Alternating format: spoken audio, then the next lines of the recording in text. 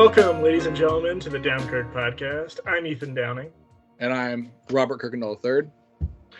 And today we're doing a little something special. We, since we are crunched for time and we are very busy in our busy lives, we are going to do, directing films and playing PUBG Mobile. We're going to do a double cast. So this is part 1, and then part 2, we're going to have to wait until next week. So stay tuned, because we got all kinds of surprises and fun stuff throughout. So just try to make it to where we don't lose our entire audience by the end. Well, it's just because we're so busy, you know. We're just so busy, we got to do a double cast. Yeah. But for those of you who don't know, this is coming out the day after the Vikings season is completely over with. So I'm a little sad right now, but I'm not too sad because it's all about our defense sucked. So it's like, I think that technically this year was supposed to be a competitive rebuild. So like, that's what they called it, because it was a new first year head coach, first year GM, first year of like most of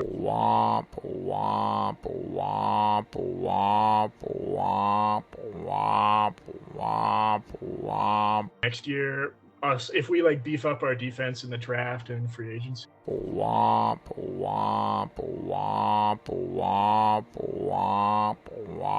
Schedule. Yeah, you do have a harder schedule. They should have let Green Bay win. Green Bay, I don't want Green Bay to have that. No, I meant like to have the to win the division. I mean, that way they'd have an easier schedule next year. I think the Vikings though will. Eventually, you got to go for it though. Yeah, you got to go for the run. Yeah, but I'm saying, was this the year though to go for a run? I'm saying at some point when we were flying high at like 10-1, yeah, it was, but we kind of fell apart in the end of the season. It's kind of defense. Yeah, it's kind of like Arizona last year. Well, it's just like, I think Vikings were kind of frauds this year, because I think some teams, they're good, but they're only good doing this one type of thing, this type of way. And if teams figure that out, then you're kind of, that's all right. You know, I've used my only ace type of thing. Like, you know what I mean? Like, yeah, I mean, I don't think they were frauds. I think really what happened is that they just had Justin Jefferson was on a crazy tear, and that made Kirk Cousins look a lot better. No offense to Kirk Cousins, I think he's actually decently good. It's just when you have I think he's top 10, and when I say top 10, he's 10. Okay, but like, no offense to Kirk, but like, you're 10. Okay. He's right in range. Yeah. My property manager is calling. Okay. 5 hours later. And we're back. I'm sorry, I had to get my pipes fixed. And no, that is not a euphemism for something else. But yeah, the Vikings have had a pretty, like, I don't know. The thing is that we're 11-1 now after the Giants loss with close games, and a lot of people are just saying like it's been a lot of luck. And I think it has been a lot of luck, but it also has been a lot of like skill as well. I just think there's a combination of factors that made us close, like made so many games close. Yeah. I think it had to be our kicker missing 5 field goals and 5 extra points. I think that it hugely makes it to where we have way more one-score games. Yeah. And then 2, our defense never being able to stop anyone, I think really helped it to where it was a one-score game almost every time. It was weird because you guys would stop people, but like only when you absolutely needed it. You know what I mean? In the weirdest times. It's like in the end of the fourth quarter, they could make a stop, but that was pretty much it. And it's like until they didn't. It kind of reminds me of the Chiefs team in 2018, where the offense carried them all the way to the championship game, and then like it was just like the defense. They have to get a stop statistically at some point. Like, if you roll the dice 100 times, you're going to land on the number 1 at some point, right? Like you can't avoid it. So many people are calling for our defensive coordinator to get fired. They've been wanting Ed Donatel, our defensive coordinator, to get fired since week 7. That's how bad it was. I don't know if you knew this, but the average offense against our defense, any offense that we faced, averaged 14.8 yards a play per play. That's how much they averaged. You know how insane that is? Yeah. 14 yards a play they average. And I was like, I can't believe that that's true. And then I was like watching the Giants game, and it was literally like 15 yards, Saquon Barkley, 25 yards, Saquon Barkley, like 20 yards, some other guy. And it was like boom, boom, boom, boom, boom, touchdown. Boom, boom, boom, boom. It was like it wasn't even a thing. Because you were talking about it though, and I don't think Minnesota wasn't not legit. I just think what happens is that like you play close games in the regular season, but I mean the playoffs are different. Like Patrick Mahomes can lose, to the Bills all he wants in the regular season, but when it comes to postseason, like it's a different. It doesn't, and it's not like either not trying before. It's just like it's a different thing though. It's like now you're really trying. You're like it's do or die. Well, and the thing is, we were one missed pass. We were one first down away from like getting a touchdown and getting into, you know what I mean, from like not turning over on downs and getting. So it's like it's not like, oh man, like we had a horrible showing. It's like no, like we pretty much did what we did in all the other games. Just this time we were one pass short, whereas the other times we were one pass up, and that's like sometimes. Yeah. And that's what I was about to say is that even like Kirk Cousins, a lot of people are giving him like a lot of flack for throwing it short, to Hawkinson for the last play. But everyone else was double covered, dude. Well, he also talked about it though, and he was about to get sacked. He also talked about it though, how he's done that all year. Like he hasn't. That's not like a new concept on fourth down where he's throwing it short of the sticks. And he was right. I mean, he said he'd rather it be short of the sticks, throw it short of the sticks, than get sacked. And I'm like, yeah, dude, because that's clearly because he might still get it. I mean, it was 1-on-1 with T-Hawk. You know what I mean? Like I'm saying that's not great odds, but it's also not worse odds than you getting sacked because he was in the middle of like getting pulled on. He was like milliseconds away from getting taken to the ground, and he still got hit on that pass. That's what I'm saying though. Like, a lot of flack for that, and I don't think that's fair. And I'm not even a Kirk Cousins fan necessarily. I just don't think it's fair because I think he did the smart move. It was just there's just a lot of bad options, Yeah, and it's just like people. Another thing that really hurt us, Justin Jefferson, possibly the best receiver in the league this year, has had the last 3 game season, he's had less than 50 yards receiving because literally the other defense, like their entire plan is just how can we stop Justin Jefferson? And so he was like double and he was triple covered a lot of the time in the Giants games. So he either had 2 guys on him at all times or 2 guys and then a zone guy on him at all times. So it was like, that's what I was telling you. Like, it's not fair. The team doesn't suck. It's just that you had a quarterback that was playing at a level he shouldn't have been playing at because he had a wide receiver that's the best in the league. Like that happens. That happens a lot. I mean, that's not unheard of. Randall Cunningham and Randy Moss. It's like Randall Cunningham's not a Hall of Famer, but he had Randy Moss. Well, exactly. Yeah, exactly. A wide receiver is going to make you look really good, like a really good one. And it kind of reminds me too, though, of like what happens though when you get a quarterback who's like better than like a Kirk Cousins is like Matthew Stafford, right? And Matthew Stafford, on the final play of the Super Bowl, he only threw it basically to freaking Cooper Kupp the whole game. Do you remember that? He kept on throwing it to like Cooper Kupp because everybody else was injured. Like they had like their 3rd and 4th wide receivers in there, I think, and they had Cooper Kupp. And I remember thinking like that the reason why they're able to do that is because Cooper Kupp's really good, and Matthew Stafford's good enough. You know what I mean? To get the ball in a place where only Cooper Kupp could get it. What did they finish at this year?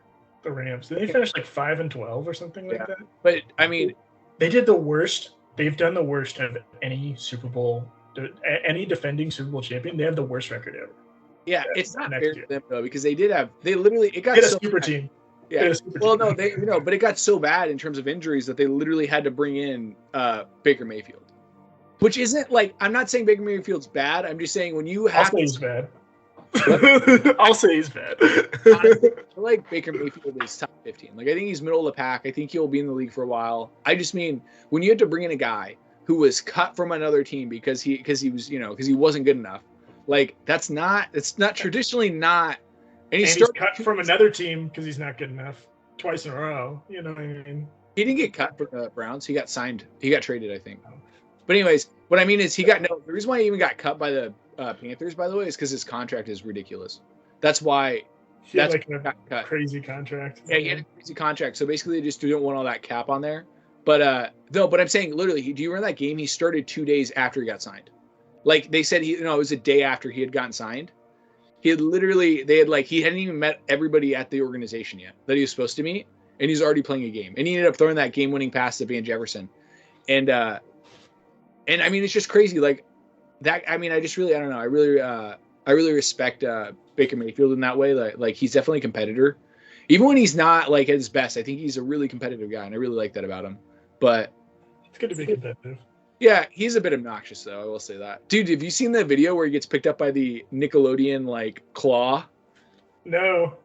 It's so funny, dude. You literally pick him up, right? And the announcers have to say it's safe. Like this is a safe thing to do, like 3 or 4 times. Because someone was like some of the announcers were like, "Is this safe? Like, is this good? Is this like, should we allow somebody to be picked up by like a human, like a toy claw? Like, and they're like, it's safe. It's safe. Okay, it's safe. They like, and then he gets crushed. What? He told me it was safe. I wanted to tell you about this documentary idea I had. Tell me what you think about this. It's called a documentary about a guy named Jeff. That's what it's called. But this is my pitch. This is my elevator pitch. So it's literally a camera crew scours the internet of America. We find and we try to find the most normal guy in America. So the guy. Sorry, this is my floor. I gotta get off now. Idea sucks. I gotta get off. Hey, gotta go. All right, I gotta go to work. Like you find the most boring normal guy. So you find the guy who's like the most medium age of the country, right? You find the guy who has the most normal name, like Jeff Smith or something like that. And you find a guy who has like 2 kids, like boy and a girl, like very, very normal, like as normal as possible. And then you just make an entire documentary about him. Like he has like the most normal blood pressure, he has like the most normal car, the most normal house, the most normal income. He's got to have one of those like nasal voices though. Yeah, I think we're doing really good today, guys. It's got to be like, I'm trying to think, what's the most normal job? I don't know, like an accountant or like a school principal, maybe. I don't know. Would be well. Actually, I would have to say it'd probably be Walmart technically, because doesn't Walmart employ the most people in America? Yeah, so a manager at Walmart named Jeff. If you're out there, manager at Walmart named Jeff that lives, I'm trying to think of the most boring normal state, maybe Delaware. Delaware's a pretty boring normal state. I feel like Iowa's pretty boring and normal. I like some place that's not too snowy but not too hot either. It's kind of like it's normal. It's in the middle. Everything's in the middle. Yeah, I don't know. Maybe Missouri. Someplace, yeah. Well, no, Missouri likes meth a little too much for it to be normal. Yeah, they're on the negative side of the scale. So no, and I was gonna say Kansas is pretty perfect, but I think Kansas, I don't know. Kansas has tornadoes. That's the one thing. Kansas does have other things too. I feel like you'd have to pick a state that's more boring. Like what does Iowa have? Des Moines. Exactly. Did you just prove my point? They have the Quad Cities. The Quad Cities, which is so dumb that they even call them Quad Cities, because Olathe is bigger than any 4 of those little cities. I don't know if you know that. Yeah, so hyping up the Quad Cities when we were on the bus. We were like talking to him. We were like, "Oh, where are you from?" And he's like, "Oh, I'm from the Quad Cities. That's where I'm going right now." I'm like, "Oh, that's pretty cool." And he's like, "Yeah, dude." He kept on saying Quad Cities, like that was like impressive. Well, that's like they love that because they're the only ones that have like the 4. Because the problem is that all of the population congregated around that one area, and what usually happens is one of them gets bigger and becomes a metropolitan area, and then just all the rest of the towns become suburbs of the one bigger town that becomes a city. But for some reason, they just like, no, we're our own thing, and then no, we're our own thing, and then they're all just kind of like 4 big cities. Yeah, I'm assuming the Quad Cities. I don't know for sure because I don't know where they're located on the map, but I'm assuming something must separate them. So 2 are on one side of the border of Iowa, and then 2 are on the other side. Yeah, I was going to say 2 of them aren't even in Iowa. Yeah, that's what I was about to say. I can't imagine. I mean, they're natural barriers. So like, what? I think Illinois. I think it's 2 are in Iowa and the 2 are in Illinois. Yeah, but like St. Paul and Minneapolis, right? They're separated by a river, right? I think. Minnesota and Wisconsin, which I think has a border with a river. I'm pretty sure. Oh wait, St. Paul's not in Minnesota. I thought it was St. Paul. I thought St. Paul was in Minnesota. St. Paul, Wisconsin. Mm-hmm. Oh really? I didn't know that. Yeah. But anyways, yeah. So that's my point though, is that those are 2 really big metropolitans though, and they're literally separated by something. Yeah, that's why they're traditionally 2 separate cities. And people in St. Paul usually root for the Vikings too, which is kind of funny, even though they're in Wisconsin, because they're so much closer to Minneapolis. Well, dude, I mean, come on. Green Bay is the coolest team. Like I like Green Bay has that old like regalness, and they're literally in Green Bay. I don't even. Is there another? We need more Green Bay teams. I wish that they would go to another city and have a new name and new colors, and then no one would care about it anymore. I wish that would happen so bad, and then we could just turn the Green Bay Stadium into like a museum just forever. And, for the Vikings Super Bowl. Yeah, I saw a meme that said the Vikings hate the Packers so much that they refuse to win a Lombardi Trophy. Yeah. But would you ever make that documentary about a guy named Jeff? Yeah, we should do it. Let's do it. Although I was about to tell you, the Smiths, the band. That's why they got their name, was because they said, "What's the most boring last name in America?" And so they came up with the Smiths.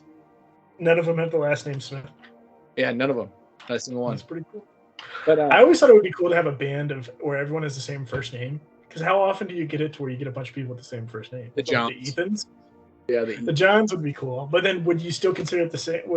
Would you allow Johns and Jonathans? Or just Johns? Just Johns. Because some guy, his full name could be Jonathan, like John Favreau, but then you could just go by John. J-O-N. Dude. Wait, hold up. You think when I said the Johns, you're thinking it's Jon? No, dude. We put an H in our Johns. No, I'm talking about when I think of John, I think of John. But I'm saying that if your name is Jonathan and you go by Jon, I think you could still do it. I think Jon is for children. Or John Favreau. John Favreau's Jon. Yeah. I don't know, but it fits him though. I feel like when you're an adult and you go by John, I don't know, and you're famous, like you can do whatever you want. You're famous. It's kind of like I remember someone was talking about that, where they're like, have you ever seen what Prince wears? Like what Prince wore when he was like alive, like all that crazy, frilly stuff. And someone's like, like that works for him and women like it, but like if I wore that, I would get laughed at. Like people would be like, "What are you doing, dude? Like what? You're a loser. Like get off. Get out of here. Take that off right now." You know what I mean? Because it doesn't work when you're not famous. When you're famous, you can do whatever you want. That is true. You really can do whatever you want. Like CeeLo Green can wear like big feather earrings. You know what I mean? And he's a fat black guy, and you're like, I don't know if that works on you, dude. And then but it works for him because he's famous. Do you remember? Do you remember Sierra wore like a dress jersey? It was like a jersey. Are you talking about Russell Wilson's wife? Yeah, dude. Yeah, she wore like his jersey basically, but like a dress, but like a long version of it.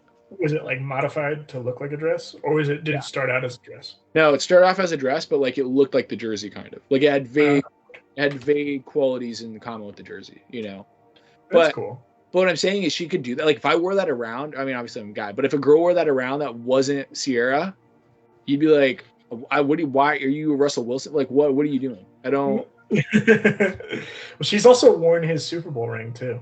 Dude, of course. Yeah. That honestly, that has to be, even if you're a backup, the Super Bowl ring has to be like I bet Jimmy G. I don't know. I bet it's nice. I bet he likes his Super Bowl ring. Even though he really doesn't he have 2 Super Bowl rings from his time? Yeah, he does have 2. Have you seen the stat? Like when Tom Brady retired, they had this really funny stat. It was like Aaron Rodgers, Patrick Mahomes. Who else had won a Super Bowl? I forget. I think there's only 2 right now. It was like Ben Roethlisberger. Well, he wasn't in the league at the time. I think he had retired. Oh. But anyways, it showed all the Super Bowl winning quarterbacks, and they said like, all their Super Bowls is like 2 or like 3 or whatever, and then it showed Jimmy G and he has 2 himself. And I was like, that's so silly to even think that Jimmy G consider that you actually count him as 2. I mean, come on. I also saw one that said, "You think you made it?" and it had a picture of Joe Flacco, Nick Foles, what is his name? Steve. Not Steve Young, but like Jimmy Garoppolo, like all the guys who won a Super Bowl that no one cares. Like no one cares that you won a Super Bowl. Well, I mean, say what you want about so Nick Foles is like the backup on that team, but dude, freaking Joe Flacco actually led his team to the Super Bowl. Like that's actually like Joe Flacco. Joe Flacco actually was like the head guy. He actually like did it. Which is so crazy to me to think that he is like a backup now, and sometimes not even a backup. Sometimes third string. You know what I mean? Like I think that's insane. Such an insane fall from grace. Like you don't see that happen that often. Well, not agree even, you know, like and that's the thing, because what I was about to say was somebody like Cam.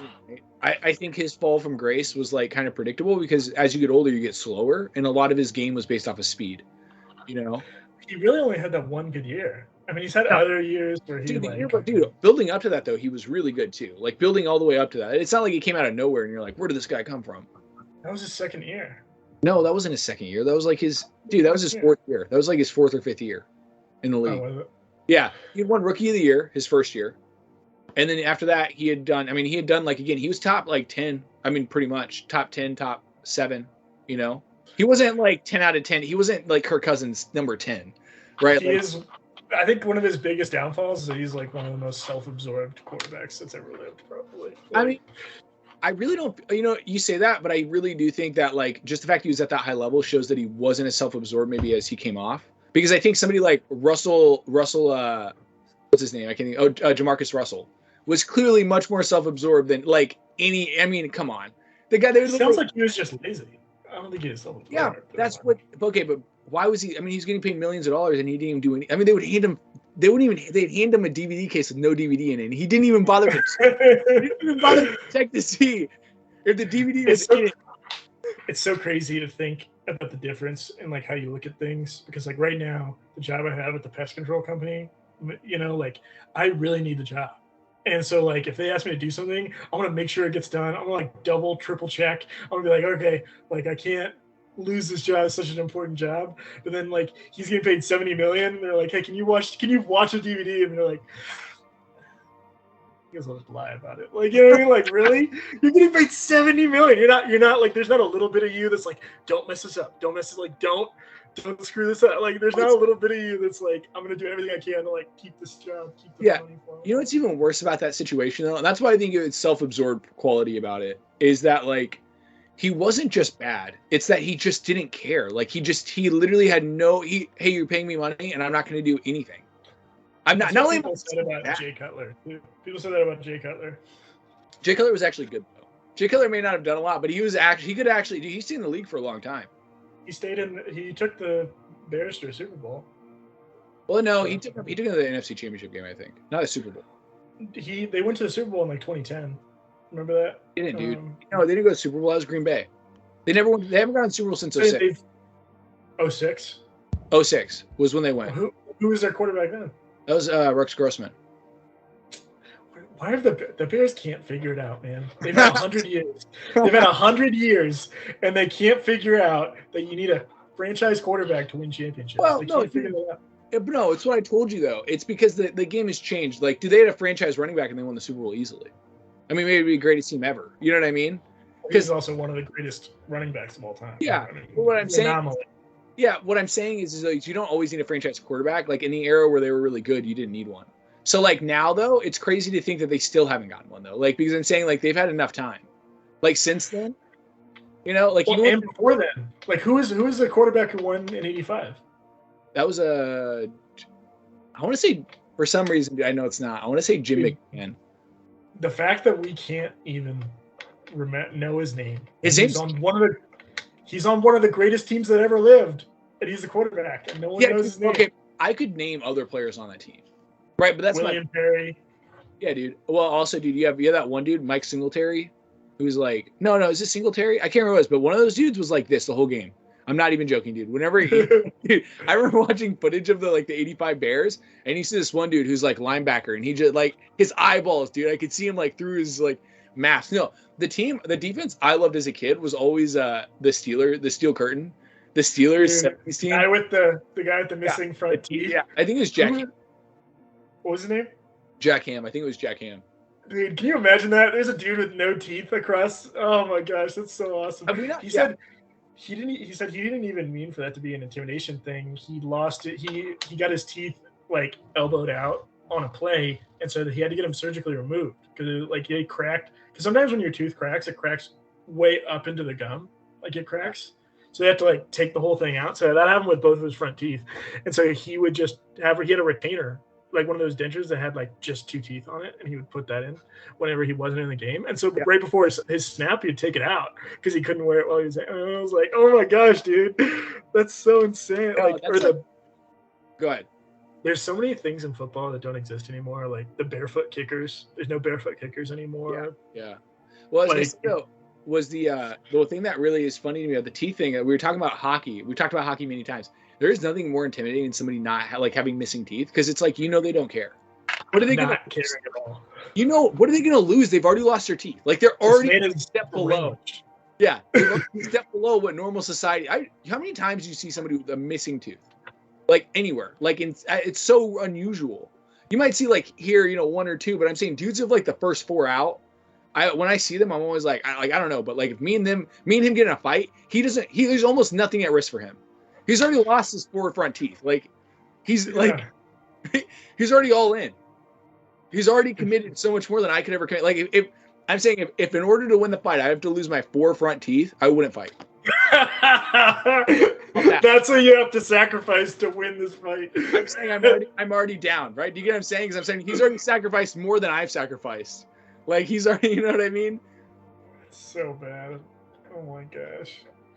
Apparently they didn't used to wear helmets in hockey. They didn't even used to wear helmets. Okay. Controversial opinion, but in NFL they need to allow them to fight. If they both agree to fight, they should allow players. I think they should allow them to fight. My dad was saying the only reason why he doesn't think it's a good idea is because he thinks it would transform the sport too much. Like it would change the sport a lot, which I do agree with that a little bit. Like I think that if fighting was allowed, like in hockey, thing is that they have like a penalty box for like hockey. Like if people get in fights in football, there has to be they have to like be out for like a down of plays or something. Yeah, like well, that. they're out maybe for the rest of the series, Series of downs, like until the next possession. Until the next, yeah. Well, because also I can see that, but then no one would want to do it though.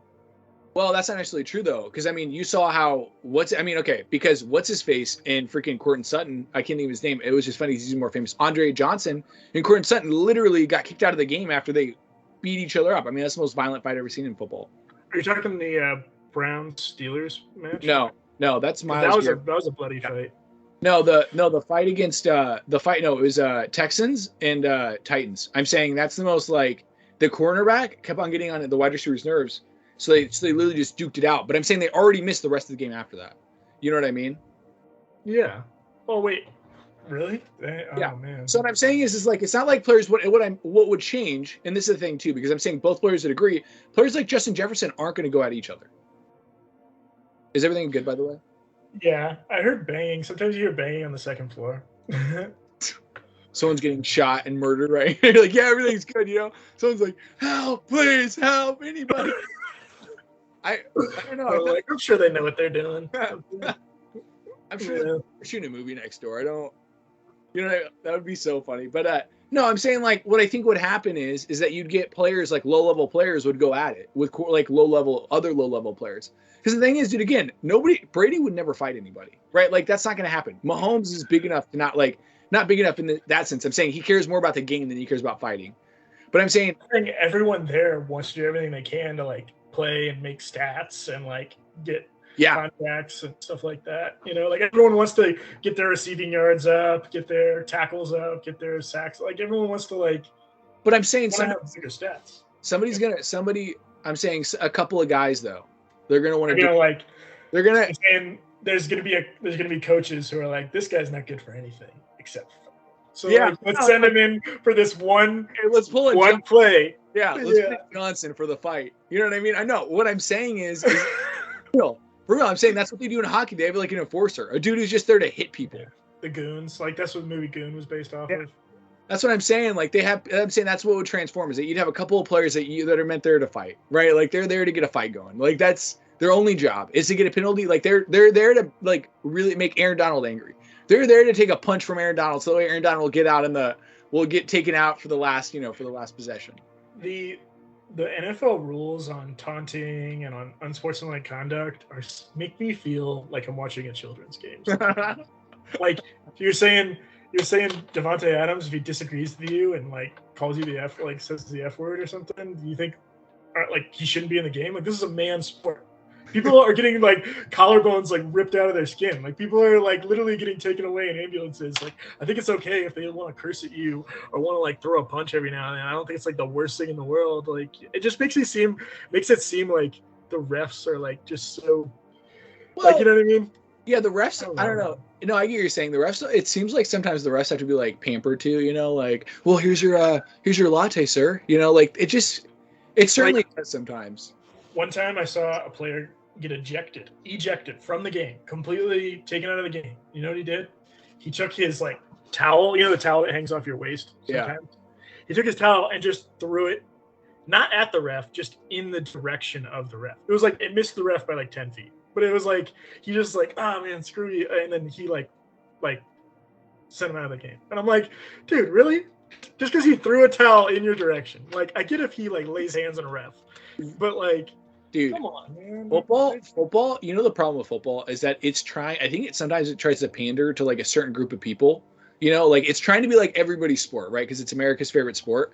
But like, dude, be like family friendly and like friendly to the guys who like drink beer and write letters on their face. Yeah, too, but I'm saying like hockey though, dude. You know hockey refs. You know what I mean? Like, dude, I bet a hockey ref's been punched, and I bet he only got a penalty box. I bet somebody only got a penalty box for it. I bet someone only had to sit down on a bench for 2 minutes. You know what I mean? Exactly. Which is such the lamest punishment ever. It's a timeout. It's a timeout box. No, dude. In hockey, somebody literally got their. Have you seen that photo? There's like a time where like a hockey skate came by and like slit somebody's throat, like one of the goalies, dude. And it's for real. It's crazy too because every time. Kill him? What? Did it kill him? No, I don't think it killed him. I think they actually saved him in time. I think it kind of helped. I can't remember correctly because it happened like ways. I don't even think they have footage of it. Happened a while ago though, and I think it helped that he was on ice. You know what I mean? Like literally on ice because obviously that's where hockey takes place. So I think it like slowed down his heart rate and stuff. Like I think it just helped a lot. I can't remember all of it, but I started reading about it as a kid and everything. Like, wow, that's crazy. Could you imagine that happened in football? If someone took a cleat to like the neck, now their neck's just like busted wide open. Yeah, that would be pretty crazy. I mean, that'd be awful. I mean, it's also, I was just about to say this though. I was just thinking about the fighting thing though. And I feel like there would be players on the team who were there just to take a punch from Aaron Donald. Like that's their only job. Like, all right, listen, I want you, hey, you ready? You like, you slap him in the face, the coach is like, all right, which side are you going to let him punch you on? He's like, I don't know, Yeah, that's what shot. That's what my buddy was saying about Aaron Donald. Like, he will literally sack the quarterback or he'll fight you. Like, he'll pretty much end up like beating the crap out of you at the end of the game. Like, he'll take you to the ground and like step on your face to get to the quarterback. Like, you literally have to hold him and try not to get caught for him to not get to the quarterback. Seriously, dude. Aaron Donald and like Nick Bosa and like these like guys who are like 6'4" and they're not even like normal, like they're not like Vince Wilfork anymore, where they're like just super heavy, right? Like they put on like like a giant like pregnant belly when they go. Dude, Aaron Donald looks like when he takes his shirt off. I thought for sure takes his shirt off, he's gonna be super fat. I thought that, dude. He has like an 8-pack. It's insane. And I'm like, what the heck? He looks like it's almost like you're out there playing with Sylvester Stallone, like you're playing with Rambo on the line. He's got legs for arms. Seriously, dude, it's great, and they're so much faster, dude. Nick Bosa's a weird one too because Nick Bosa doesn't look like a big dude, like compared to the rest of the defensive line.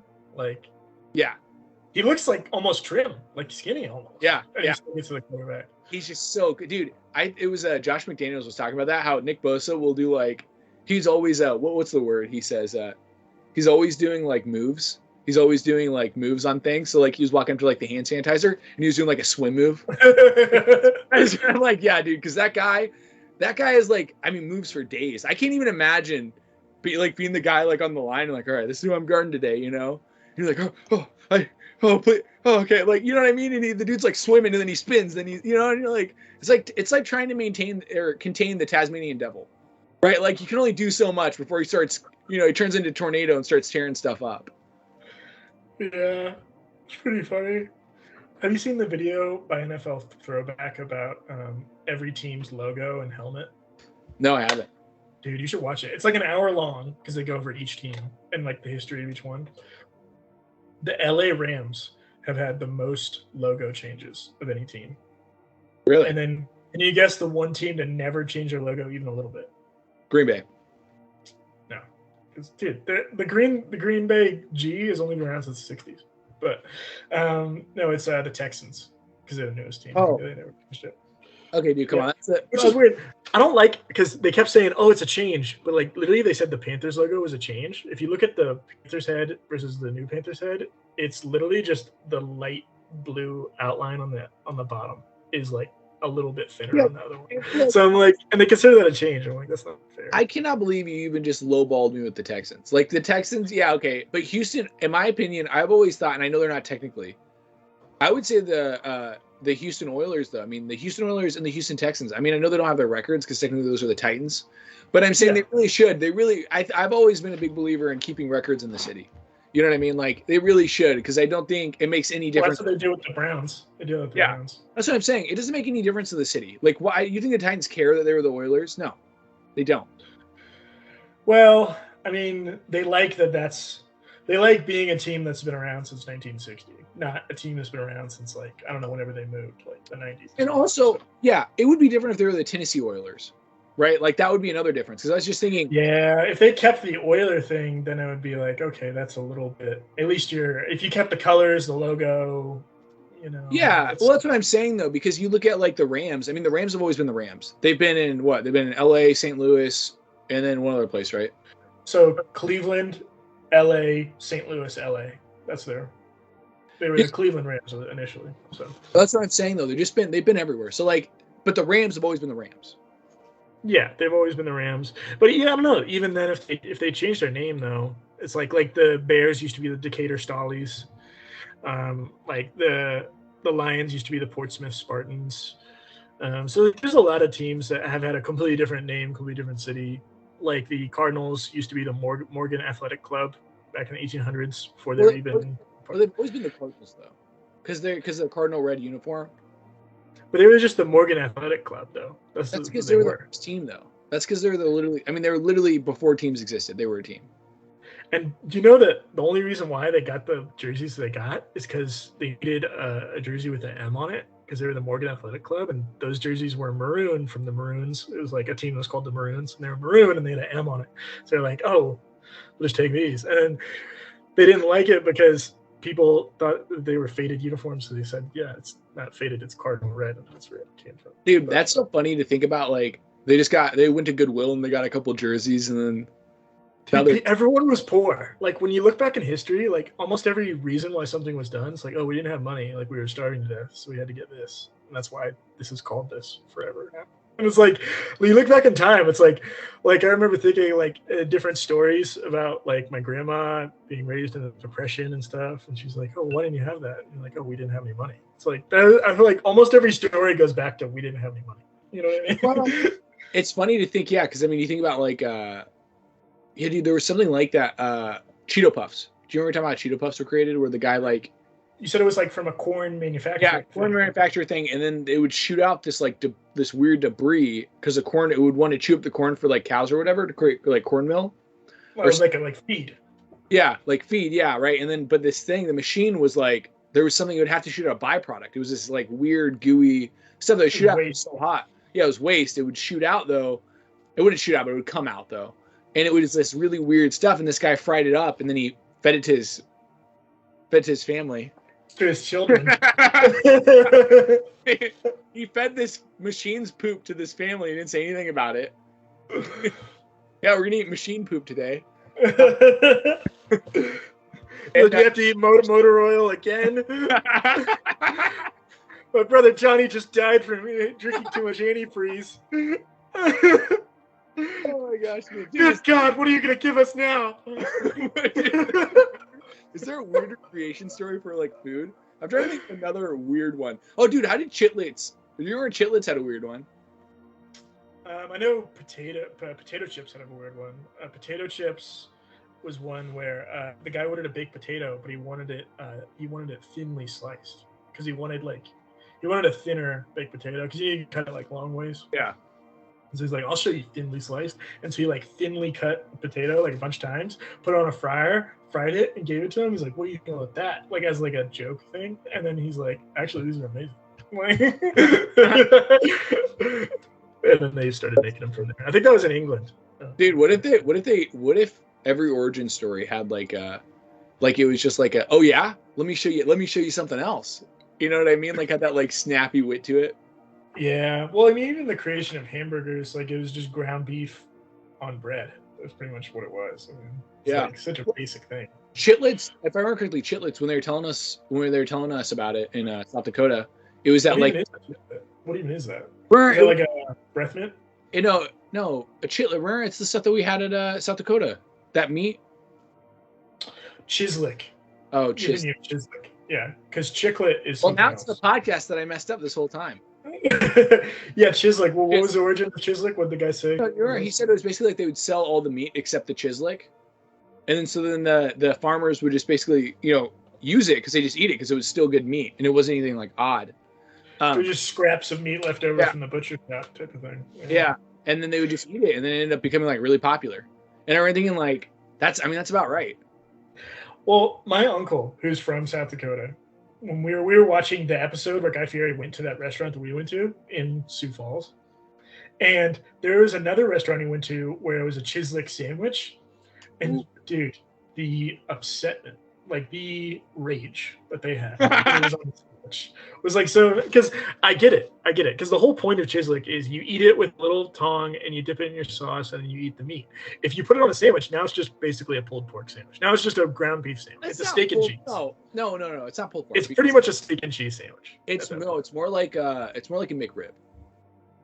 That's what, but I'm saying it's too much like something else now. Now you're just making it into something else. Like what I'm saying, okay, but you like McRibs.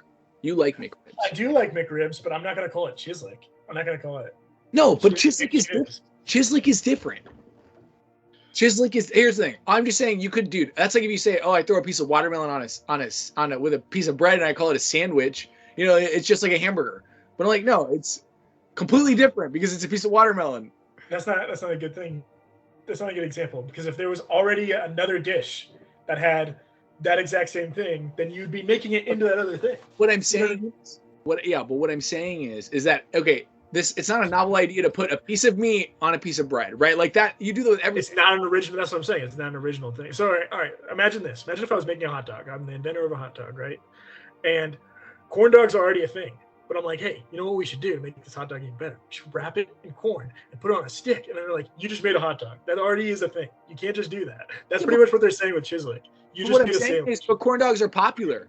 I'm saying there's different ways to eat different things. Like I think it's a totally valid way to eat Chislic. What did you say? Oh, we should rank. What is the best? I don't know if we should do this, but what is the best like dick shaped food that you like? That's such a oddly specific thing. Like from Superbad, remember that he couldn't eat foods that are shaped like dicks, like no popsicles, no hot dogs, no corn dogs, nothing like that. This is such an odd ranking list. I don't even. Let's hear your ranking list first, Ethan. I was gonna say a bomb pop. I love bomb pops, dude. A big number foot long bomb pops. I love bomb pops. Why'd you make it a foot long? Like, why'd you have to add that? Because that's how the ones from the ice cream truck are really big. They're like almost a foot long with the stick. It's like a long. One time there was this ice cream truck.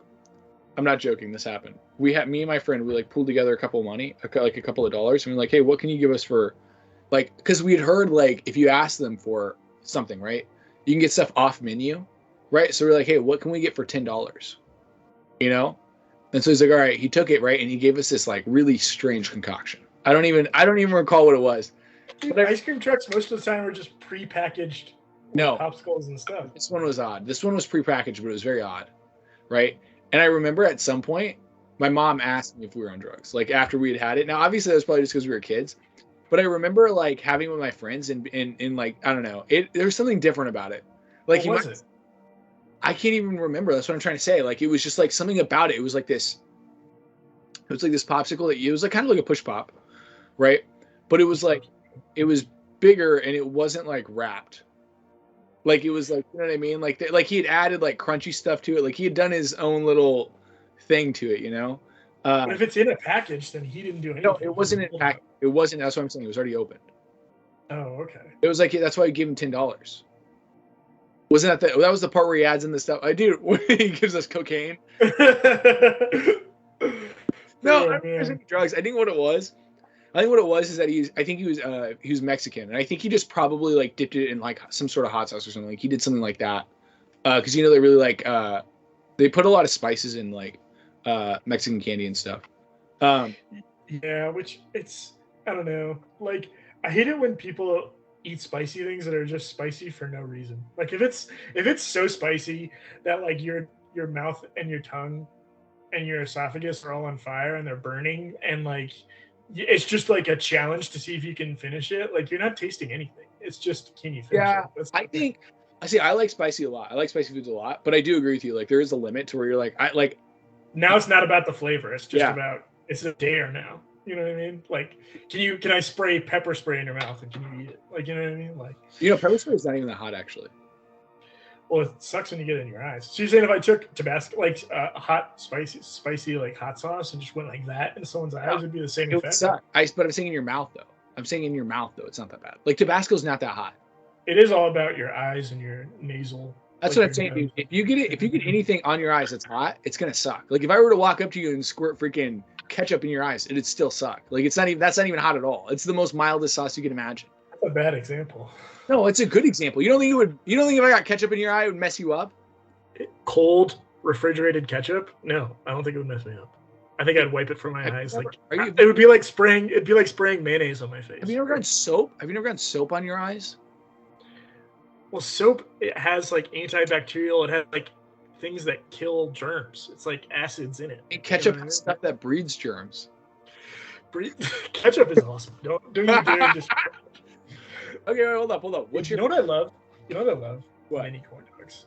I got some mini corn dogs in the fridge. I want to destroy them right now. But you're just gonna scarf them down. Is that your second favorite penis-shaped food? It's not penis-shaped because it's a mini corn dog. Stop. Okay. It's just eating a bunch of little chodes. Dude, no, but I think it's silly that I think it's silly that mini things aren't more popular. Like we only use mini things for like parties, but honestly, like you're just saying, dude, why don't we have more mini corn dogs? Why can't we just eat mini corn dogs like they're regular corn dogs? I know, dude. There was one time when I was at a grocery store and I just got some mini corn dogs and I just had nothing but mini corn dogs for dinner. That's it. That's all I had. It was awesome. I loved it. I don't know why more people don't do that. I like the little piece. You know what I'm talking about? You know what I'm talking about? What are you talking about? The little mini hot dogs. They're called little. Oh, you're talking like the little pretzel bites that have the hot dog in them type of thing? Like pigs in a blanket? No, it's just a literal hot dog. It's just a tiny hot dog. But it has a tiny bun with it has nothing else. Nothing else. Just a tiny hot dog. And it's like you usually get them in like crock pots. They have like they're soaked in some sort of sauce. They're pretty. So you're talking no bun then. So it's just a tiny little hot dog. Like sausage little. No, it's not a sausage. It's a literal hot dog. It's not a sausage. It's a hot dog. They're called little weenies. A hot dog isn't a hot dog unless it has a bun. That's what makes it a hot dog. No, that's not what makes it a hot dog. I'm pretty sure. You buy a hot dog without buns then. You buy the hot dog to put it in a bun to make a hot dog. No, that's not what makes it a hot dog. Actually, we should look this up. What's the textbook definition of a hot dog? A hot dog is just because it's a different cut. It's like sausage is like it's the way they're created or produced. What makes should I type in what makes a hot dog a hot dog? Okay, let's see here. What makes a hot dog a hot dog? Hot dog means whole cured cooked sausage that is skinless or stuffed in casing. May be known as a frankfurter and may be served in a bun or roll. It said maybe. So, it said it may be. It said it may. Well, it said it two separate words, not maybe. May be. I know. What I'm saying is it might be, but it also could not be. But you know what I'm saying? It doesn't say it is served in a hot dog. It's the same with a hamburger. A hamburger doesn't have a bun for it to be a hamburger. That's interesting. Well, wait. All right. So is it a hot dog without a bun? I'll type that in. Is it a hot dog? Absolutely.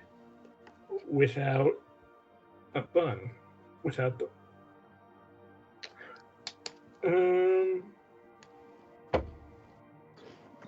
I'm sorry, I can't find it. No, no, I'm just joking. Yeah, so I guess some people do consider it a hot dog even if it doesn't have a bun, but some people it says don't consider it.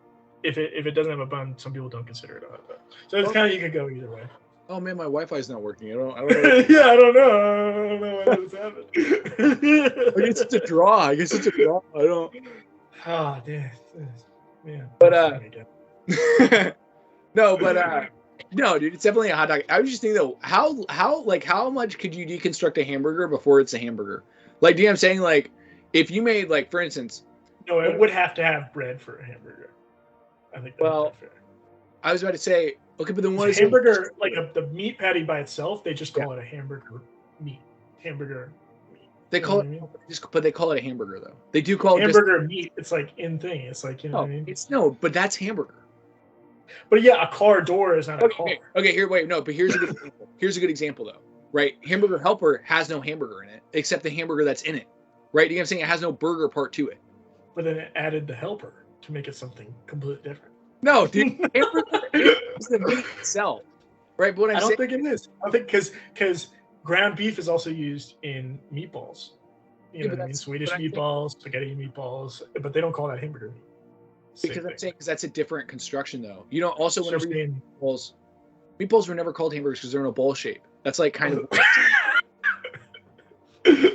That's so funny because like whenever they ever like made like steak or like finer cuts of meat into ball shape, because they never. Whenever you say meatball, everyone just always knows it's going to be ground beef. But is there ever like meatball, steak ball? Steak ball? But meat. It could still be a steak or a chicken ball. That's true. Well, also we got to keep in mind too, because I do want to say this in your defense about the Hamburger Helper is that like Hamburger Helper is a brand, right? So like they're obviously not necessarily going to be like the most like, you know, they're not going to like really care too much about the definitions as much as they are going to be about like how do we sell this the best. You know what I mean? They're not going to care if like that's actually a hamburger or not. They're going to care about, you know, like if I made Chicken Helper. Like, see, that just doesn't even have a snap to it. You know what I mean? Hamburger Helper, right? Like, it just sells better. They're clearly not caring about definitions here. But I do think hamburger is literally the hamburger part of it. I don't think it needs a bun. But I was going to say, though, is when I meant, like, how little could you take away from it, is that, like, I think when it becomes, even if it's meatless, like, when it's like, oh, you know, like the Impossible Burger, right? I think even Impossible Burger, though, it's not even then it's not called a hamburger. Because I think it's the fact that it's a ground beef patty. You know what I'm saying? Like that's the essential part of a hamburger. I think, in my opinion, it still has to have the bun, because people will still refer to something as a burger even if it doesn't have any meat in it or if it doesn't have beef in it, because it's the bun. The bun with the skin on. It's not like a slice of bread. For some reason, a slice of bread is still considered a sandwich. No, but this is important though, because this is an important distinction though too, because if you have deli sliced meat, then it's a sandwich, right? But if you have, because you need like this solid piece of meat. You need like a solid, thick. Yeah. They always call it a roast beef sandwich, even though there's a burger bun. It's not a roast beef burger. No one ever says that. That's what I'm saying.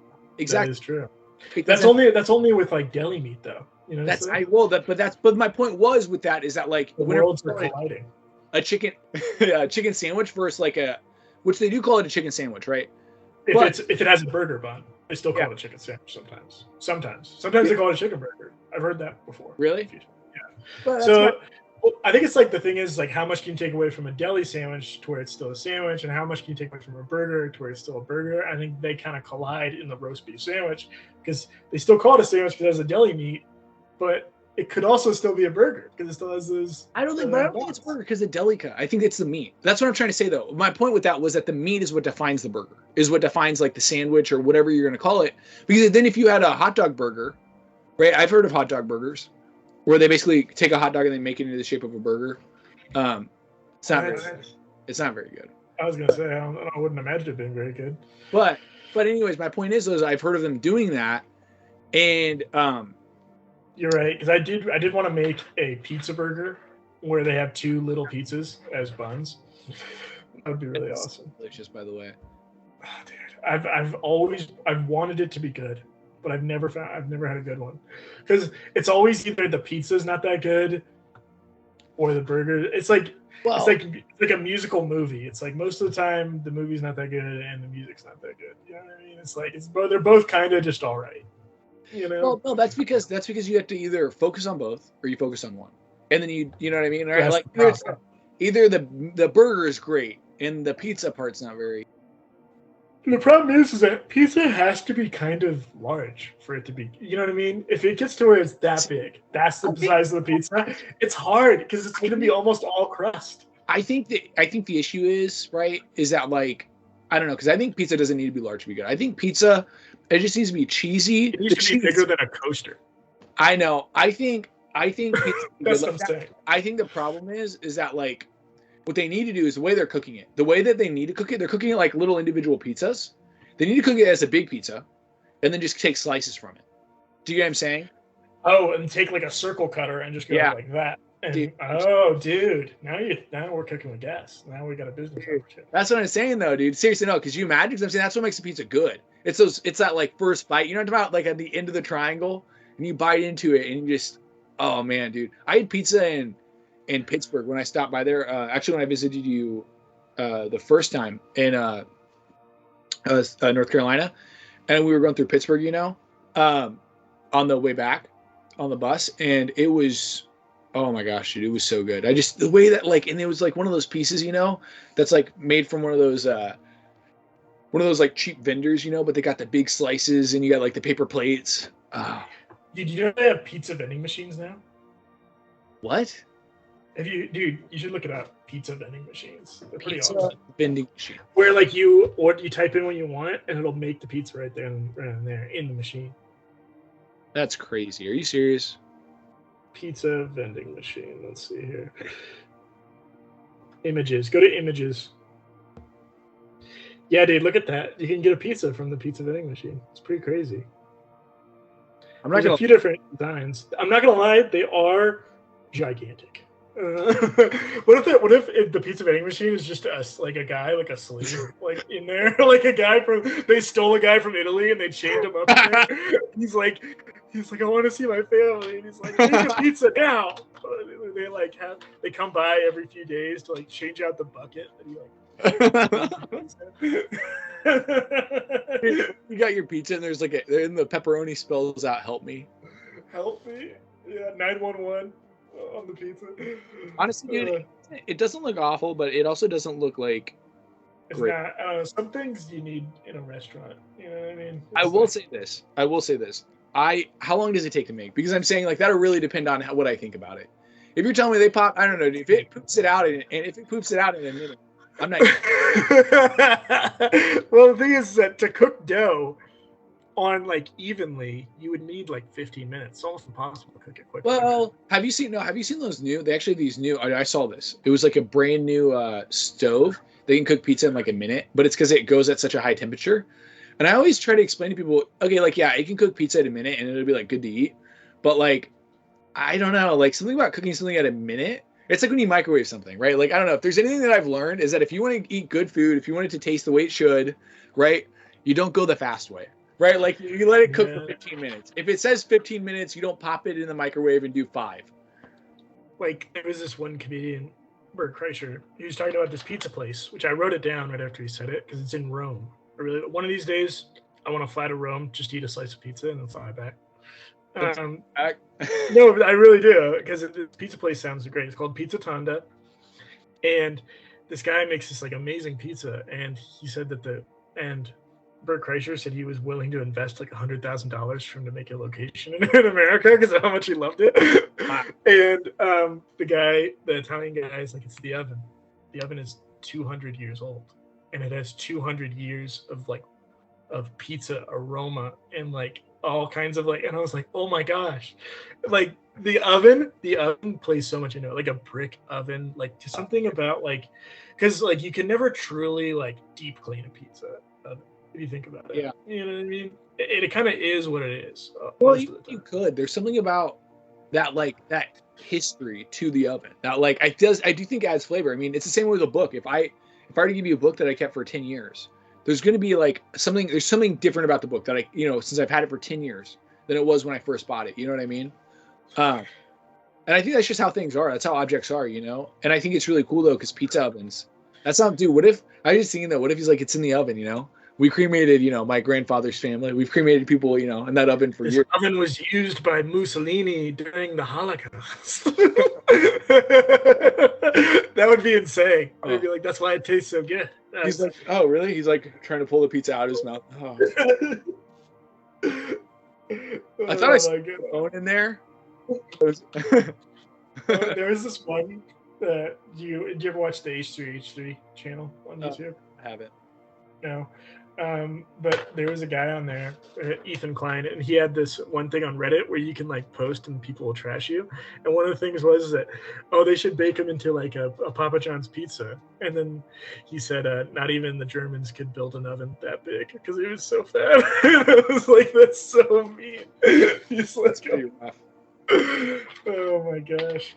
No, but yeah, I think that oven has a lot to do with it for sure. Like, I love there's some pizza that like it's maybe not the best pizza I've ever had, but it's like very distinct to itself.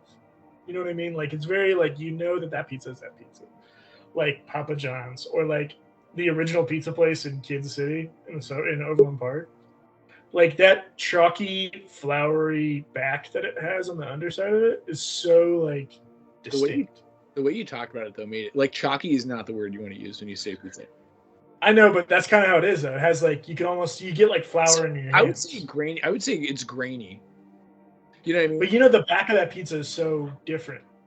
No, it is. No, what I'm saying is it's grainy in the sense of like you can feel like the granule, you know, pieces of the actual flour. You know what I mean?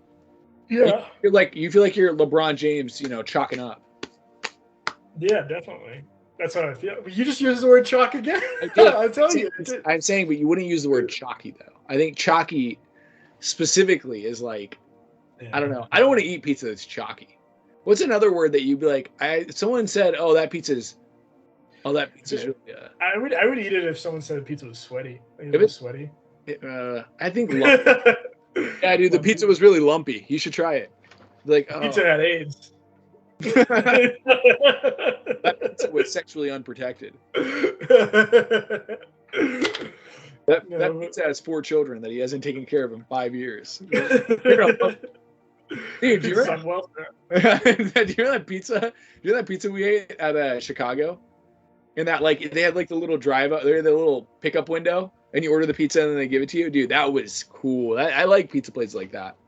That was pretty cool, yeah. And then we had that dude pull up in like a black SUV out of nowhere. You remember that? Yeah, dude, yeah. Of course I do, dude. And then he had the blazer on, and he had like the V-neck, and he had like I think he had sunglasses on, like you know, hanging on the V-neck, and he was like, yeah, dude, if you ever, you know, yeah, I'm working on some stuff, you know, and like, dude, he was like, it's funny because he had an apartment right outside the Bean. Yeah. Like he was doing really well for himself. Yeah, he was so cool in such a like very specific way that almost most people, nobody I know is cool in that way. Like anybody who tries to be like that, they're almost not cool. Did you ever reach out to that guy? Yeah. I mean, I did. Yeah, we talked since then. But I haven't talked to him in a long time now. You mean like 6 years ago? You've talked since then? That was like a long time ago. Yeah, dude. It's funny though to even think about in the sense of like, do you remember how we were talking about like the guy pulled up? Dude, he had this ride. So for the audience, they don't know. He had like been dropped off. And he was like talking to us and we're like, you know, shooting the crap. And he literally, as soon as his foot stepped off that curb, the guy was right there. But I mean, he wasn't there when he first took the step, right? Like when he pulled his foot up to take the step off the curb. He didn't even look in that direction. He just put his hand out into the ether and it touched a door handle. It was like he knew it was going to be there at the exact moment and time and place that it was going to be. Like, how much do you think he paid for that guy to do that? You think? To be honest, it could have just been an Uber Black for all we know. You know what I mean? Dude, what if his car was invisible and it happened to appear? You had the invisible boatmobile, like Mermaid Man and Barnacle. That was so funny when they couldn't find it. Yeah, because parking an invisible boat is a stupid idea. It shouldn't be invisible when you park it. That should be like that. Obviously, that should have been worked out by the manufacturers. Well, and there's so many things about SpongeBob that don't make sense. You can't like think about it. Like the idea that there's a lagoon and they're already underwater, and they're surfing and they're already underwater, or like the idea that like they're driving boats that have wheels, but they're underwater. Like there's so many things that get destroyed. That they have a campfire, but they're Also, underwater. isn't it a little odd? It's called Bikini Bottom. Yeah, there was like a rumor like all throughout elementary school that SpongeBob was originally supposed to be a porn, and then they like changed a bunch of things, made it a kids show, and then like I was always kind of like this. I don't know. It's funny how in elementary school the craziest things you're like, a kid lie. Yeah, it's like you know what I mean. But no, I was actually speaking of that. Did you watch as a kid? Did you watch Deadliest Warrior? No, what's that? You don't know Deadliest Warrior? Are you serious, dude? I used to watch that all the time as a kid. What is that? An animated show? No, dude. Deadliest Warrior was on Spike TV in the early 2000s, dude, and they would pit warriors against each other. So they'd pick like a Spartan versus like a ninja. Oh, dude, I have watched that. Yeah. They do like a ninja and a samurai, or like Attila the Hun's crew versus like something else.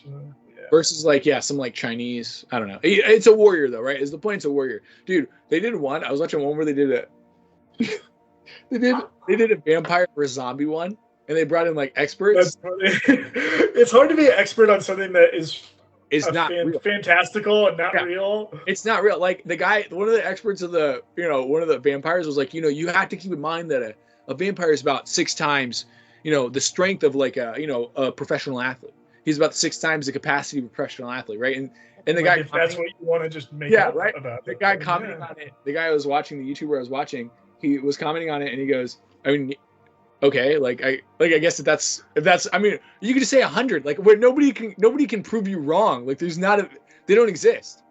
And it was they don't exist. Yeah. It was just so funny how they're just pulling. Why does he have to be 6? Like that. It's such an we don't want them to be too overpowered, right? Like they're not Superman. I mean, like, what? They're not even real. They're not even kind of real. They're not even like vaguely real, right? Like they're not like, it's not like, a dragon. Like we can imagine a dragon, right? Like there's like we can vaguely imagine a dragon, right? It's a lizard with wings, right?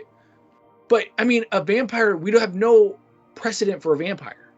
There's like, it's just completely made up. Like with the garlic thing, that doesn't make any sense. It sucks to be an expert in something that no one cares about and it's not real. Like at least if you're an expert in like coins or stamps or something lame like that, at least like stamps are real. You can go out and you can buy a stamp and hold it. It is like if someone gives you a stat on stamps, you're not going to be like, what? Like, okay, like you're just going to believe them. You're like, okay, fine. I was telling my friend about that. I was telling him how like I really love Star Wars and I really love a lot of these like fantastical worlds that movies create, like Avatar. I love all things like that, right? Yeah. And I was like, I would never spend hours learning about worlds like that, though. Like, I never get the books that, like, go into depth on each world and, like, the ecosystem. Not because that doesn't actually interest me. And not because it doesn't interest me. It's just because it's not real. It's just so big. It's so... Yeah. And I always, like, lose a tiny bit of respect for someone when I found out they've read Star Wars books or that they've, like, created their own fan fiction. I'm always like, dude... Like, because like there was a time in the early 2000s, around right after like the prequels came out, where it was kind of like you could be a really big fan if you were just a huge fan of the movies and you knew everything about the movies. If you just knew everything about the movies, which I did at one point, then like you were a super fan. But now it's not enough. You have to watch all the movies. You have to watch every animated series. You have to be like on everything that's coming out. You have to be like into the extended universe. Like there's so many like extended. Like, there's so many things that like. The thing I don't like about it, and that's what I was getting at, is that like so big. I like learning about planets and I like learning about science and stuff, but I'm like, it's because it's real. Star Wars isn't real. Neptune is actually out there. Like it's actually there. Yeah, you could go. You could go there. Well, like I mean, you could. Well, theoretically. Yeah. Theoretically, yes, it's a real place though. Is the point, right? Like, and I'm saying it actually has real world consequences in the world, right? Like, I'm saying if Han Solo dies, spoiler alert for Episode 7, if you haven't seen it, which you probably have, but if Han Solo dies, I'm sad, but I mean, there are no real world consequences, right? Like, it's a show, it's a movie, and it's like me and you love getting lost in movies and getting emotionally invested in a movie in the moment of watching the movie, like, you know what I mean, where like a scene gets you, but it's like I'm not gonna like think about it like intellectually and like I don't know, like no. I like intellectual thought about it, but what I meant more so is that like just thinking about it in terms of like again, it only has consequences in the movie, right? And we might be like, oh well, when Han Solo dies, right? Like that's him like sacrificing for his son. I don't mind thinking about things like again intellectually. It's whenever you dive into something, and I think you get like fanatical about it. It's like where did that come from? I think you like something, and again, I mean, me and you talk about Star Wars all the time, and we talk about it with some intellect. You know what I mean? Like where we talk about how Darth Plagueis should have been the bad guy in Episode 9. Right, I'm saying we talk about it in a way I think you should talk about it, where it's not like some people will talk about it though, and I swear to you, I've met people who will talk about it like their kid died. You know what I mean? Like they lost a son. You know what I mean? Like weird. How could you bring up Han Solo's death? Like you know how that makes me feel, and you're like, dude, it's a movie. I'm not, and I love movies. By the way, this is coming from someone who loves movies. You love movies, but it's a movie. Like you know what I mean? Like it's a movie. You're good. They have their place in reality, and yeah, exactly. And it's like just it's not the obsession because I think it's okay to get somewhat obsessed over like a cult classic movie. Like I'd say I'm a little obsessed with like Yes Man because like it's not very well recognized, but like I love it. But it's like there's like a desire in the Star Wars universe to like be an encyclopedia of nonsensical facts. Yeah. Like I know every fact about every of the littlest thing that is like not real. But it's kind of like it's just because it's not real. Yeah, it's silly.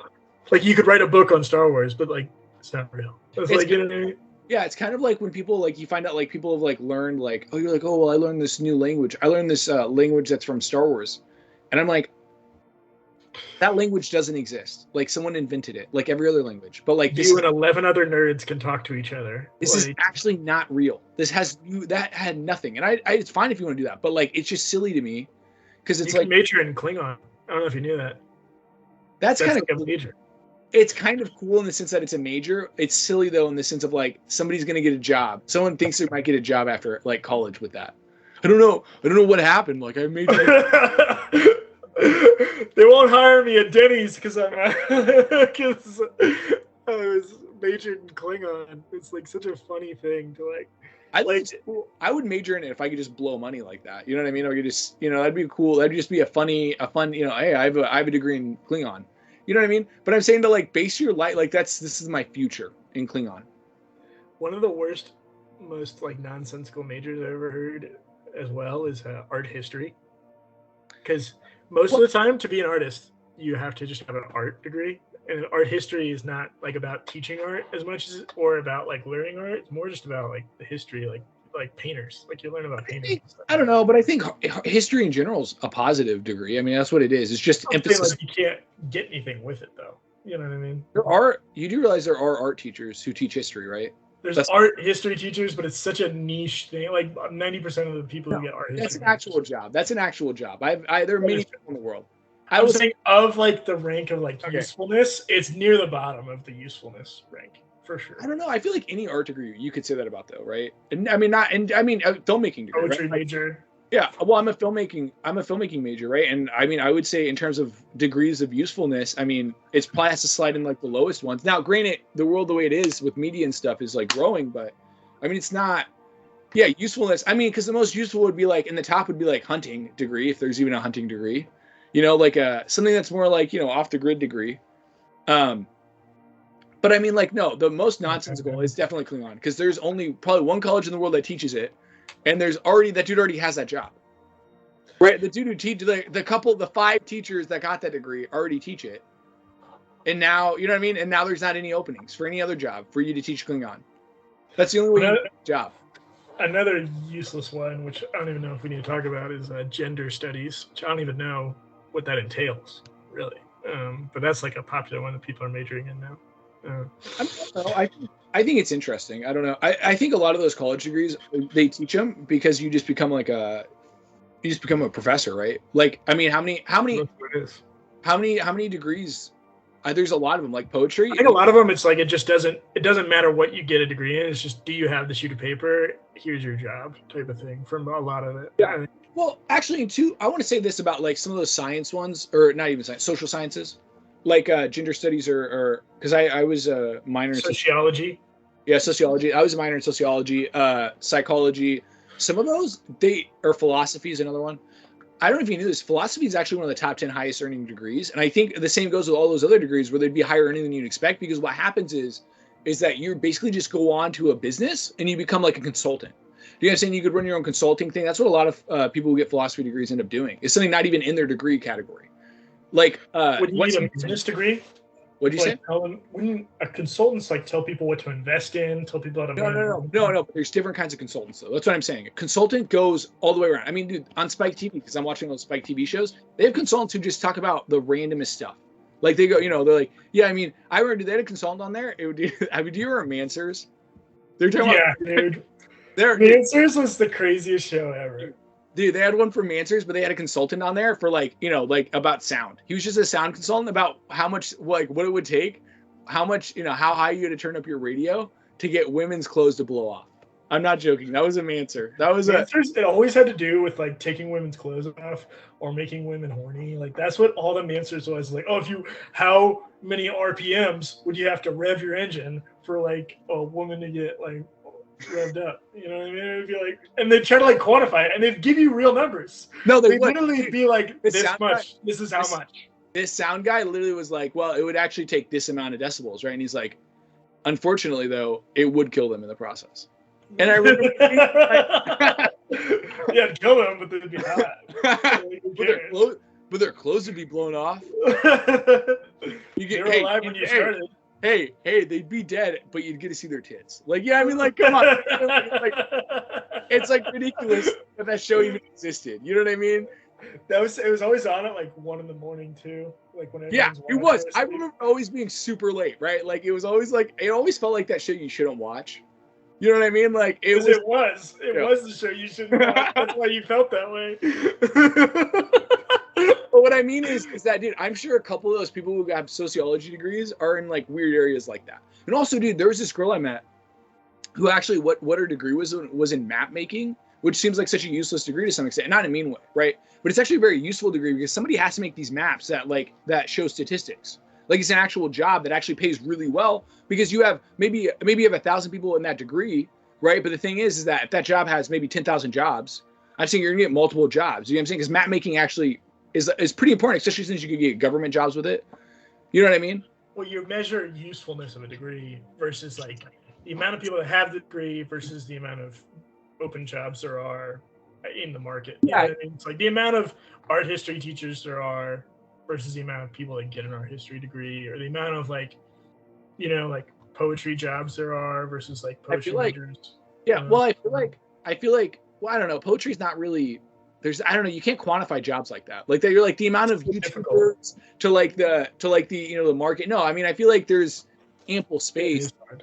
But I feel like with art history, and that's why I don't think it's like it wouldn't be in that category for me, is because there are people who teach art history. I'm saying it would have to be every job that I think is useful or useless. Every degree would be like business, art, because all those degrees are just things you can do without a degree, right? Like me and you go start a business without a business degree. We don't need any degree to do it. Do you get what I'm saying? Like, well, I would definitely want to take a class of some kind. I wouldn't want to like for me to start a business, I would definitely want to have like some sort of a crash course I could take. That maybe I wouldn't have to like get a degree. But... No, I completely agree. I completely agree. Completely agree. That's funny. No, I completely agree. I just meant like, to me, a useless degree is a degree you don't need in order to do what you're doing. Do you get what I'm saying? Like that's fair. Like if I want to be an engineer, I do need an engineering degree. Right? Like I can't just show up and be like, all right, guys, I'm ready. All right, let's, I got the money. Well, some people just get a general degree. Like communications is kind of like the vanilla degree that people get when they don't know what they want to get, because it's kind of just, you kind of just get it, and maybe it'll help you get a job at Enterprise Rent-A-Car. It'll help you get a job at like FedEx, be a manager. So like it's like a job that like it might get you ahead of like the other person applying, and that's true. I want to say this though. This is a controversial opinion, but I do think if you're going to college and you don't know what you want to do, you should not be going to college. I think I would believe that as well. Sorry, but like, and I went to college for filmmaking, which again, I don't think you need to go to college for, but I'm just saying, like, I knew what I wanted to do, and I went to college, right? I would say if you're a director, I think you definitely should go to college for that, because it gets your foot in the door to like get into projects. Yeah, that's true. And I do think personally, like I would recommend it to everybody, because I think it allows you. I also think something nobody mentions is that like it allows you to grow like with people who also really want to do filmmaking, even if they're not the same way as you or they're not as intense as you. I think just being in that environment where people were like, yeah, let's go make a movie, you know, because I know friends who didn't go to film school and they almost none of them still have that passion, you know, and I think it just keeps your passion alive for, you know. So, I mean, if you just had a group of friends who are all willing to make movies, I mean, that would work too. That would basically be film school. But also you get access to equipment that's really great. Yeah, and you know, you got the opportunity, you had deadlines to Yeah, put stuff exactly. together. I mean, Exactly. That's kind of nice too. You know, and I think that's another thing that I think is really helpful. And I think you can do all that on your own. I just think it's really difficult. You know, I think it's definitely a lot harder, especially coming out of high school. I think, like, for instance, I mean, Mr. Beast, he talks about how he didn't even like high school. Like, he just literally, he showed up when he had to, and he barely made it through high school. And I'm like, yeah, that's because he already knew what he wanted to do. But I think a lot of people don't know what they want to do really early on. You know, and I knew I wanted to do film, but I went to school because I wasn't like 100% sold, you know. And then as I'm doing it, you know, slowly I realized that's absolutely what I want to do, you know. Yeah. I think it's like, I mean, I remember what you went to school for It was evangelism and discipleship. That's yeah, what it was. yeah. And I wanted to be an evangelist. I wanted to be like the next Billy Graham, you know what I mean? But like, because I like the idea of being like a traveling speaker, like doing revivals and stuff like that. Yeah. You know? But the more I like looked into it, the more, because that's another thing that the degree helps you do, is it helps you like figure out if you actually want to do it or not. Because some people are in your position where they went to college to be a director and they're like a year, maybe even 2 years in, and they're like, I don't want to be a director at all, because they learn exactly what it means to be a director. Yeah, exactly. Well, and that's what I think you learned, right? Is that like, and that's what's so valuable at college to me, is that like you have to do everything you don't want to do, and then you have to tell yourself, is it still worth it? You know what I mean? Because I'm saying I took classes I didn't care about at all. There were so many, and you know the thing is, I liked all of them because I think I always learned something in every class, even if it was just that, you know, don't ask a girl out in the beginning of class, ask her out at the end of class. You know what I mean? To save yourself embarrassment. But I'm saying, you know what I mean, you learn something in every class though. And I think one of them was that I'm willing to sacrifice almost everything to be a director. Like there's not a lot of things that I wouldn't sacrifice, you know, like, well, your faith or your family. Your friends, I mean, obviously, like, stuff. Yeah, but I meant like some people though, like I know, like I don't want to miss this party even if it means I have to. So I'm saying like I would literally there was one semester, so I had really good grades all through college, and there was one semester where I was like, well, I'm gonna have to put in extra time if I want this short film to be better, or I'm gonna have to study for other classes. And I literally was like, I'm just gonna work on the short film because that's all I care about. If I get a B in this class, I don't care. If I get a C in the class, I don't care. You know what I'm saying? I literally do not care because it's a short film that I care about. And so I'm saying I literally sacrificed. So, you know what I mean? I just sacrificed all these things, or I'd get invited to things and I'd be like, oh no, I got to work on my short film. You know, I'm saying like I put this investment into it because I had, you know, it's kind of, Drake actually has this line in a song, but he talks about how he's making the songs that people party to. Like they're going to party to the songs that he's working on, but he's working on the songs while they're partying. Do you get what I'm saying? Like that's what it is that you make the stuff that other people enjoy because you enjoy doing that. You don't enjoy necessarily the party part of it, you know? Like, yeah, it's fun to watch people watch my movies, but that's not actually the most enjoyable part for me. I just like, I don't know what it is. There's something about it that when you make something, it's even with, you know, the podcast, when you make something, at the end of it, it's kind of like when God creates the earth, you know, the heavens and the earth, and he goes, it was good. That's what it feels like. It just feels like at the end of creating something, it's like, it's good. I just feel good. You know, I don't care if anybody likes it. You know what I mean? My first short film was awful. And I still loved it though. That was the best feeling I've ever had. You know what I mean?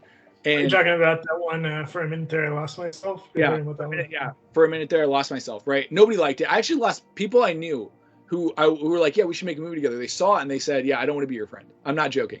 I had my doubts a few minutes in, for sure.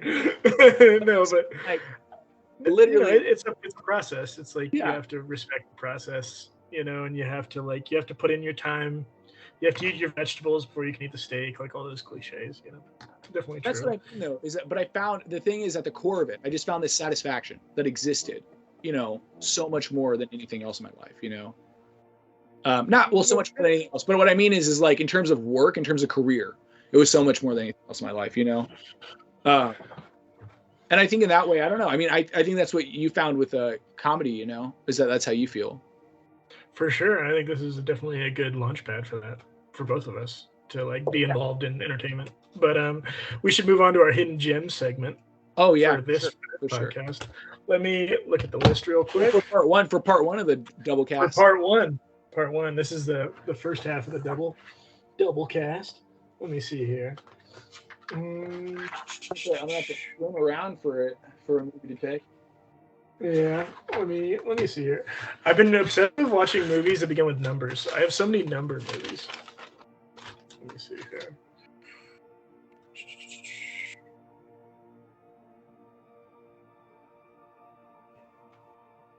Let's see. Oh, so this is a good one. So I watched this movie. This is a documentary.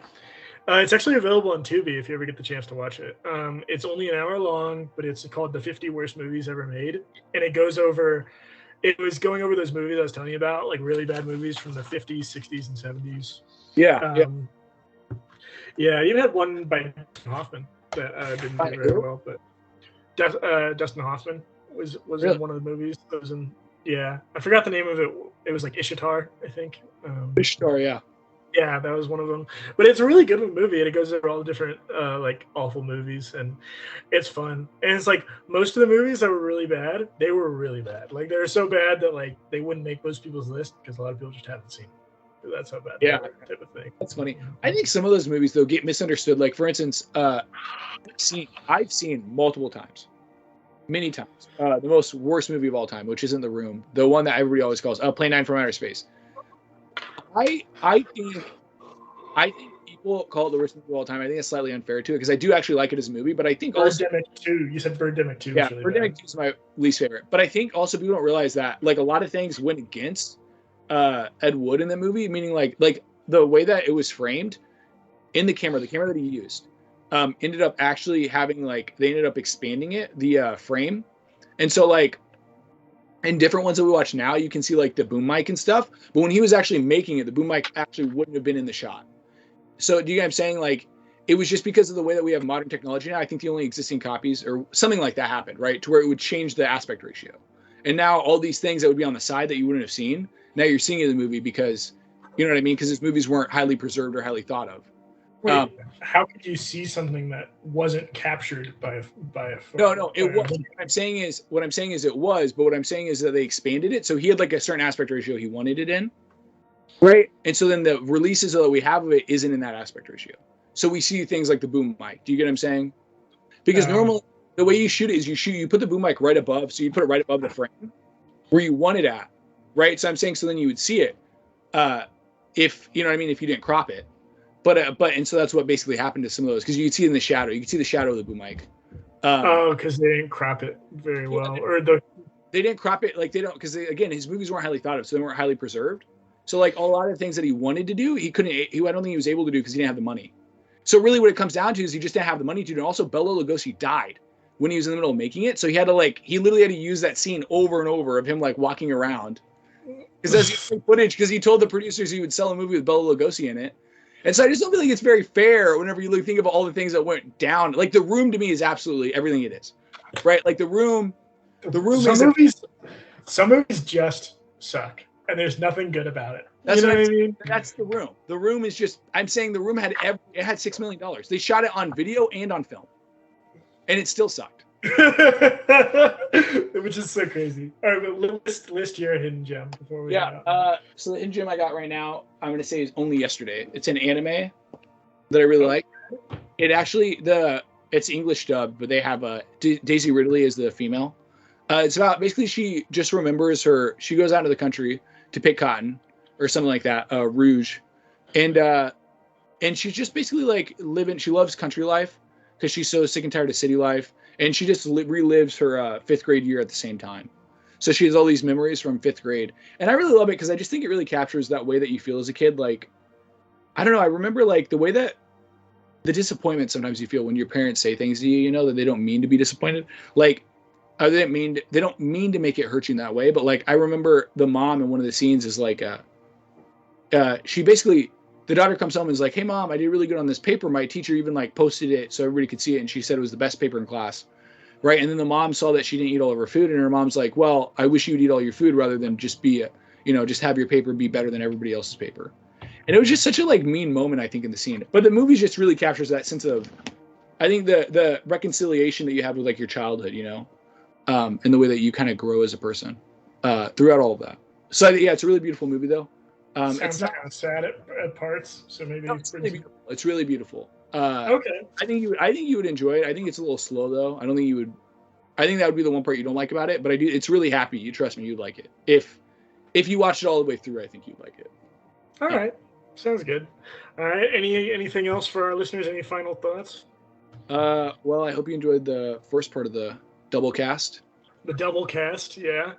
And maybe one of these days, if we get 12 subscribers, we'll do a triple cast. Yeah. I think the important lesson today is that I think a hamburger doesn't need a bun, and you do. So I guess we'll let the viewers decide. They'll vote on it. They'll put it in the comments below which one of us is right. And I think if a hot dog and a hamburger were to be in a fight, I think the hamburger would win. Well, of course, a hot dog would easily. It's all flapping around. Yeah, clearly. Okay. Goodbye, everybody. Bye.